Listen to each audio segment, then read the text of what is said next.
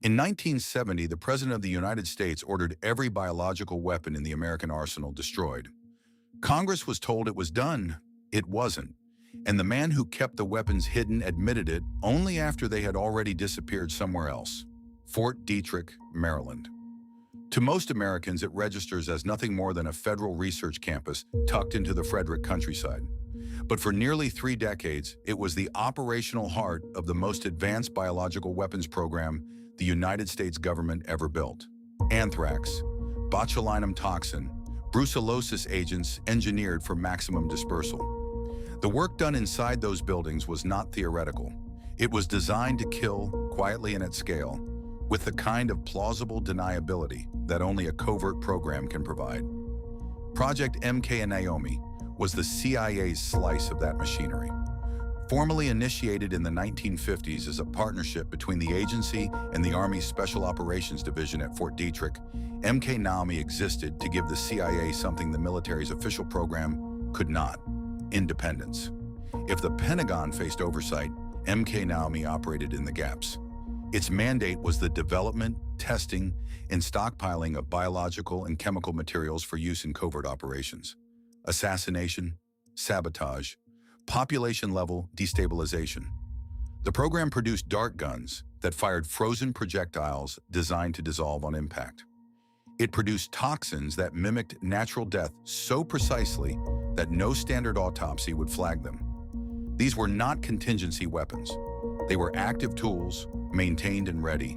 Then came November 1969. President Nixon, facing international pressure and mounting scrutiny over American biological warfare capabilities, signed an executive order ending the United States offensive biological weapons program. All stockpiles were to be destroyed. All research halted. In 1970, he extended the order to cover toxin weapons specifically. The announcements were public, deliberate, and widely covered. Congress accepted the assurance. The military began the documented destruction of its declared stockpile. Fort Detrick's official program was shut down, and the facility was eventually converted to cancer research. On the surface, the story was over. It was not over. What Congress was never told was that the CIA had treated MKNAOMI as a separate category entirely, outside the scope of Nixon's order, and had quietly retained a stockpile of biological materials inside Fort Detrick that had never been declared. The most documented example was shellfish toxin, specifically saxitoxin, an extraordinarily lethal compound derived from certain marine organisms. Enough of it had been stockpiled to kill thousands. When CIA Director William Colby testified before the Church Committee in 1975, he confirmed the stockpile had existed. He confirmed it had been retained after Nixon's order. And he confirmed that by the time anyone in Congress knew to ask about it, the materials had already been moved. Where they went has never been fully accounted for. That is not speculation. That is what the record shows. Nixon signed the executive order on November 25, 1969. Biological weapons, he declared, were morally indefensible. The United States would destroy its entire stockpile. It was the kind of announcement designed to be remembered. Cameras present, language unambiguous. The optics of a nation stepping back from the edge. What the cameras didn't see was what happened inside Building 470 at Fort Detrick in the months that followed. Or more precisely, what didn't happen. MKNAOMI had been running since 1952, a joint CIA and Army program operating in the shadows of the biological weapons complex at Fort Detrick. Its mandate was specific: develop, test, and stockpile biological and chemical agents for use in covert operations. Not battlefield deployment, covert operations. The distinction matters because it meant this program operated outside the normal chain of military oversight. The CIA ran it, the Army housed it, Congress was told almost nothing. By 1969, the stockpile included shellfish toxin capable of killing within seconds, anthrax preparations, and agents specifically engineered to be difficult to trace post-mortem. These weren't hypothetical. They existed in physical containers, in a real building, on a real base. And when Nixon gave the order, the CIA decided that order didn't apply to them. The justification they used internally was almost bureaucratic in its audacity. Nixon's order covered biological weapons. The CIA argued their stockpile was not a weapons program. It was a research reserve, samples retained for defensive study. That reframing, that deliberate semantic shift, is documented in the Church Committee records from 1975. Director of Central Intelligence Richard Helms ordered the material preserved. When Helms was later replaced by James Schlesinger, the stockpile remained. When William Colby took over, it was still there. For 5 years after a presidential order declared these materials destroyed, they sat inside Fort Detrick. And every year, Congress operated under the assumption that the order had been followed. It had not been. What broke the silence was not an internal audit, not a whistleblower in the traditional sense, but a CIA technician named James Seabright, who, in 1975, informed investigators that he had personally retained biological toxins in violation of the destruction order.